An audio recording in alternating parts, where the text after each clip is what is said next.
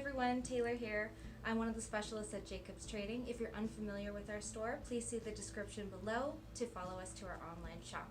Today we're going to be talking about 3 sea creatures that are now fossils today, and I find them really interesting, so we're just going to get right on into it.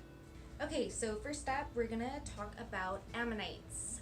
They were a predatory mollusk, and they are closely related to our living creatures today of the octopus. They date back in fossil records about 240 million years ago, and they actually believe that the females were a lot larger than the males. The largest fossils have actually been found to be up to 6 feet wide. And here we have ammonite, beautiful fossils, very similar to your modern day shells that you find on the beach. The name Ammonite actually comes from the Egyptian god Amun and the ram's horns on his head, since it does look somewhat like a ram horn.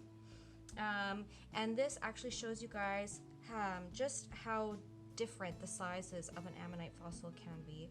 Once again, they did end up actually getting to 6 feet, which is absolutely massive if you just look at the size of my hand compared to it. Okay, so next we're going to talk about Orthoceras. They were also a predatory mollusk believed to snack on trilobites, believe it or not. They're actually compared to our modern day squid, and they were back in fossil records about 400 million years ago. They have been found to be sizes from less than a centimeter to 14 feet long.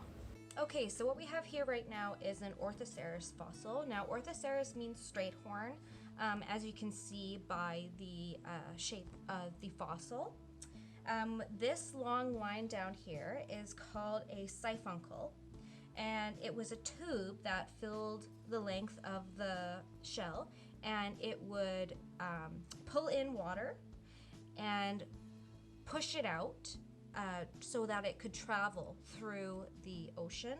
Also, when it would push it out, it would leave an air pocket in the back of the shell, which would make them much more buoyant if they were wanting to float around. Now, Orthoceras actually grew their own shells by creating a new dividing wall inside the shell called a septa, and you can see that by these curved pockets here. So we have the siphuncle, and then we have the septas, which were the new pockets that it grew over time. And they actually were made of aragonite, and over time it would turn into calcite and fossilized.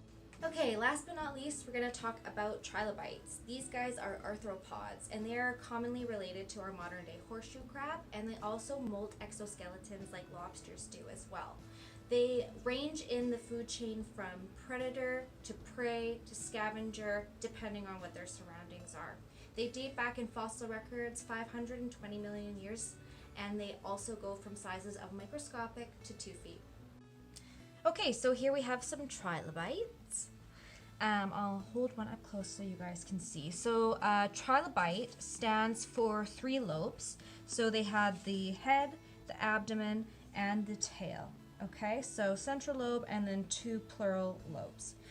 They were one of the first animals known to have vision. They have compound eyes with lenses that contain calcite crystals, actually. And they had eye stalks, which means that they had 360 degrees of view, which was great for when they were dwelling on the bottom of the seafloor.